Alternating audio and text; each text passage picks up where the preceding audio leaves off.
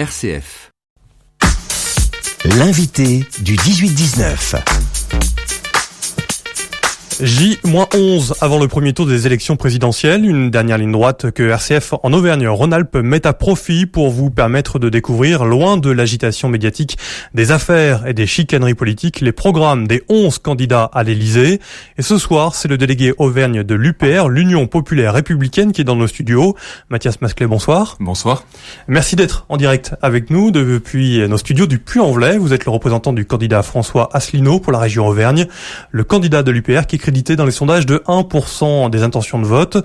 Comment faire campagne sur le terrain lorsque son favori ne jouit pas de la même notoriété que certains candidats à l'Élysée ? Eh ben, justement, nous faisons campagne sur le terrain pour que l'on ne refasse pas le coup des régionales où nous avons eu à peu près 1% des votes au niveau national alors que 2 à 3% des Français connaissaient réellement l'UPR. Ça, on n'en veut plus, ce n'est pas une démocratie. Donc, nous avons fait une véritable campagne d'affichage partout sur le terrain parce que nous avions peur que les médias ne jouent pas le jeu. Et vous êtes assez sévère, vous mettez notamment sur vos affiches, malgré les médias, finalement. Alors ça, c'est ce que nous avions fait durant les régionales, et en fin de compte, nous avions eu raison, puisque, en fait, lorsque nous faisions un micro-trottoir, un sondage, les gens nous disaient « l'UPR ». Asselineau, mais c'est qui, lui ? Ça a changé, ça ? Ça a changé. Maintenant, quand il est audible, François Asselineau, aujourd'hui, dans la campagne présidentielle ? Il est parfaitement audible. Le seul problème, c'est que, vous voyez, lorsque tous les gens disent A et que quelqu'un dit B, on peut se dire c'est un hurluberlu. Le seul problème, c'est que maintenant, les gens doivent se poser la question, est-ce que, maintenant que l'Angleterre est sortie de l'Union européenne, la procédure va arriver bientôt, que l'on a vu que l'apocalypse n'avait pas lieu. On est dans les négociations, là, il y a encore beaucoup de travail. Oui, mais la chose est faite parce que la reine d'Angleterre a dit que il allait y avoir la sortie de l'Union européenne par l'Angleterre. Donc les Anglais regardent et attendent. C'est bon. C'est comme ça, c'est l'Angleterre. Vous connaissez la tradition politique de l'Angleterre, ça marche comme ça. Vous avez bien sûr vu que le FMI a remonté un seul pays.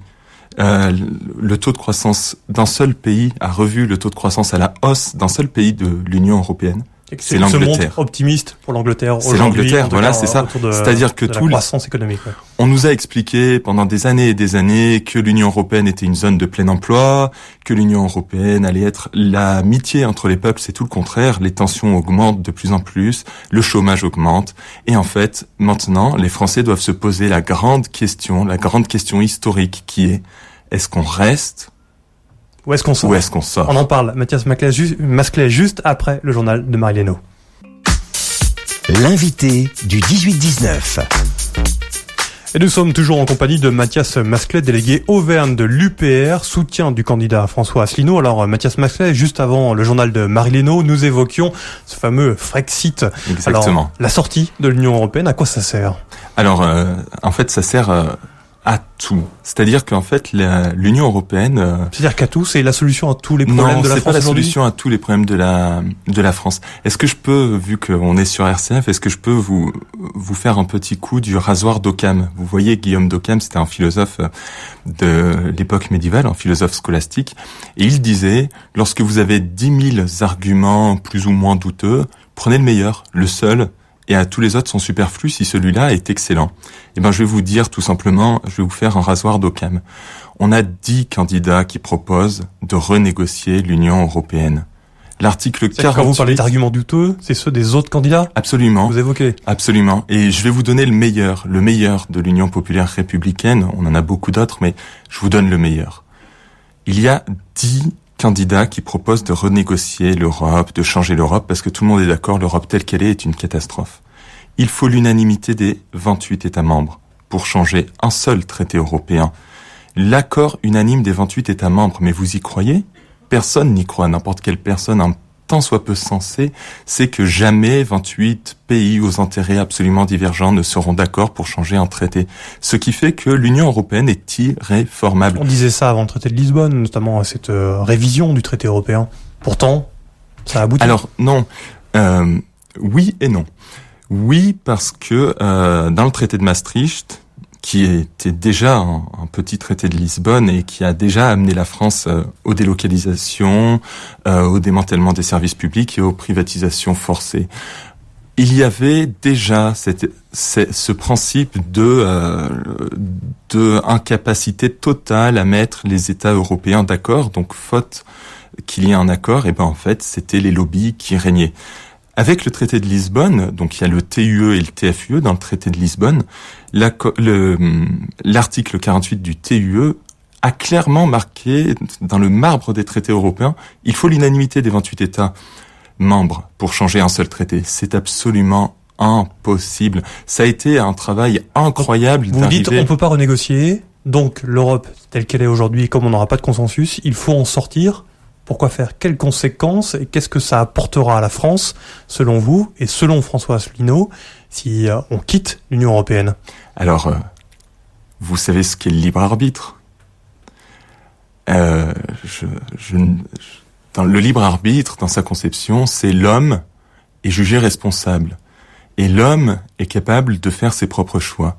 Et ben nous, ce qu'on veut, c'est que la France ait de nouveau son libre arbitre, qu'elle puisse de nouveau choisir ce qu'elle a à faire. Mais choisir en fait, quoi, du coup?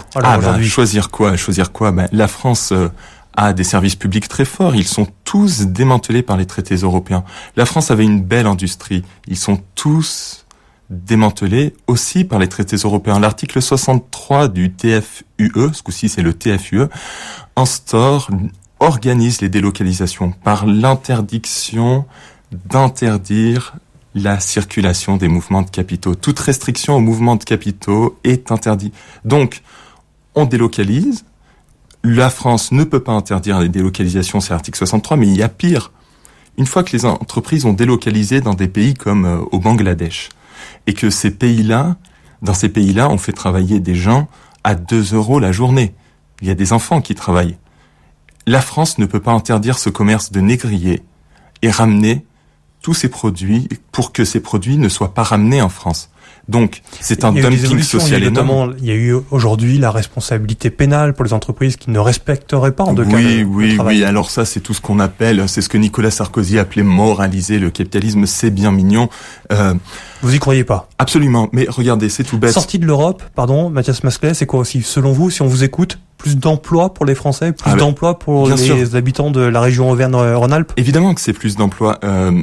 Depuis le traité de Maastricht, depuis l'organisation de la désindustrialisation forcée de la France, parce que je vous ai expliqué tout à l'heure, et ben en fait c'est 800 emplois industriels qui disparaissent chaque jour. Alors on pourrait dire oui, en effet, on est passé d'un secteur à un secteur tertiaire avec des services. Oui, c'est vrai. Il devrait y avoir. Il y a une transformation de l'économie, absolument, évidemment. Mais non, on est en train de vivre une véritable désertification. Les ouvriers ont tous le sentiment que leur emploi ne va pas durer. C'est une honte ce qui est en train de se passer. Nous sommes en train d'ouvrir à la concurrence la France.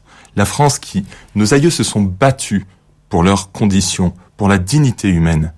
Et là, l'Union européenne est tout simplement en train de réouvrir à la concurrence le peuple français avec des pays d'une pauvreté telle qu'on va amener à une harmonisation sociale. Mais vous savez dans quel sens ? La France face au monde, qui pliera?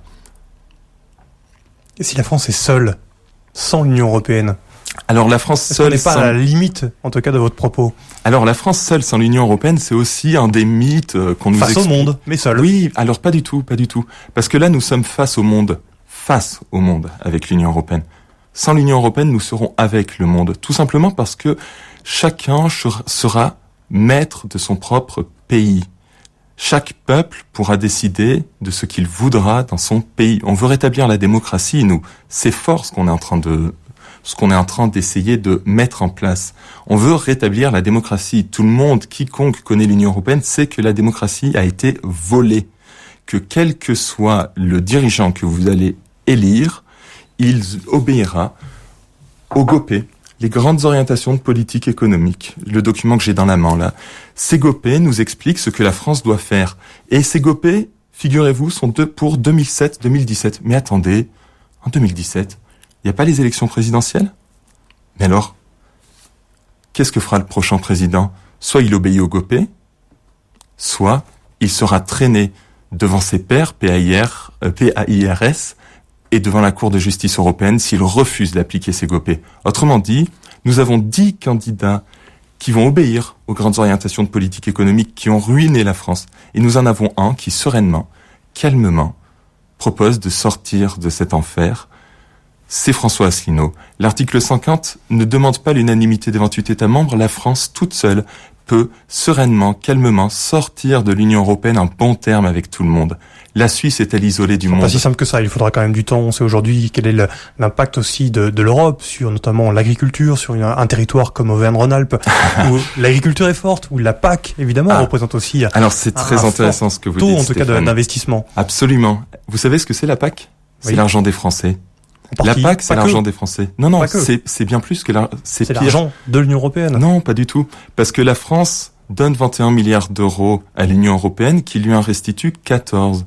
Donc, déjà, il y a de l'argent qui a été récupéré par l'Union européenne qui ne profite pas aux Français. Mais après, en fait, c'est une stratégie de voleurs et d'escrocs. C'est-à-dire que la France donne, les Français donnent, la France, c'est les Français. Les Français donnent à l'Union européenne et l'Union européenne dit « Ah, merci beaucoup, je vous en récupère entière. Mais quand je vais vous en rendre les 2 tiers, vous allez me dire merci et vous allez être obligé de marquer l'Union européenne finance ceci et cela. C'est l'argent des Français et on nous en pique un tiers. J'ai rien contre la solidarité internationale, au contraire, je pense que c'est très bien. Mais attention, la solidarité forcée, personne n'en veut. On pourrait débattre longtemps sur est-ce que ce tiers supplémentaire ne permet pas aussi de développer l'économie des territoires qui après commercialisent aussi, ou en tout cas commerce avec les industries françaises, évidemment. Mais Mathias Masclet, pour revenir sur des questions de territoire notamment, dans le programme de François Asselineau, on apprend aussi que vous voulez défusionner, ou permettre en tout cas les communes de défusionner, à l'heure où on dit finalement 36 000, il y en a beaucoup trop sur notre territoire. Rien que pour le département de la Haute-Loire, c'est un exemple sur Auvergne-Rhône-Alpes, 260 communes. Oui. Est-ce que c'est tenable? Alors, oui, bien sûr que c'est tenable. Évidemment que c'est tenable. D'abord, je suis délégué régional d'Auvergne. Vincent Béroff est délégué régional de Rhône-Alpes. Quand je parle aux gens, je leur dis « Vous êtes Auvergnat ?» Ils me disent « Oui, je suis Auvergnat. » Quand je vais voir les Rhône-Alpins, ils me disent « Je suis Rhône-Alpin. » C'est quoi cette fusion? C'est quoi? Ensuite, il faut du temps. Ça fait 1 an et demi. Non, c'est pas une question de temps. C'est pas une question de temps.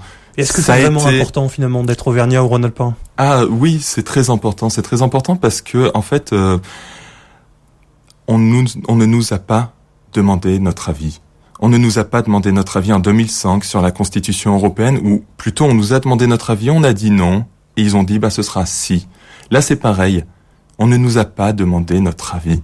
C'est pourquoi on ne nous demande pas notre avis? Pourquoi il y a des réformes régionales partout en Europe? Mais tout simplement parce que l'Union européenne pousse à des grandes réformes régionales pour qu'on ait la même granulométrie pour créer un fédéralisme. Exactement. Alors, mais est-ce que c'est gênant? Est-ce que c'est pas un échelon qui manquait aujourd'hui, avec un peu plus de proximité auprès des habitants? Vous me regardez un peu surpris, mais c'est aussi ça. Oui, je suis très surpris parce que la proximité, c'est justement ça. C'est justement les maires, les petites communes. Alors, nous sommes pour de l'intercommunal, pas du supracommunal. Nous sommes pour de l'international, pas pour du supranational. L'intercommunal, tout le monde est content. Les maires se mettent ensemble et ont des services en commun. Et tout se passe très bien parce que tout le monde veut que ça marche.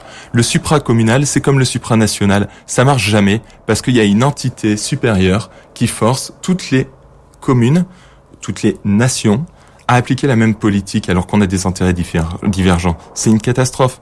Alors, en parlant de la proximité, moi je tiens à donner à vraiment chapeau aux maires. Les maires sont payés 3 francs 6 sous. Vous savez bien que les rémunérations, c'est rien du tout, absolument. Ça couvre à peine les indemnités kilométriques. Si on supprime ces maires, mais qui s'occupera de ces petits hameaux qui font le charme de la France? Qui s'occupera de ces petits villages? Mais des employés, des fonctionnaires, des gens qui seront payés au SMIC. C'est-à-dire qu'on est en train de détruire la volonté d'être français. Les maires sont des bénévoles. Vous pouvez comprendre ce que c'est la bénévolence, justement. Les maires sont des bénévoles. Ces 36 000 communes font le charme. Nous sommes le premier pays touristique au monde. Pourquoi? Mais parce que la France est magnifique. Et pourquoi elle est magnifique? Parce que les maires ont l'amour de leur village, de leurs petites églises, de leurs châteaux. On a l'amour de notre patrimoine en France.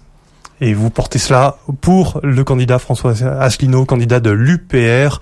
Merci à vous, Mathias Masclet. Vous êtes le délégué Auvergne de l'Union populaire républicaine. Merci. Merci.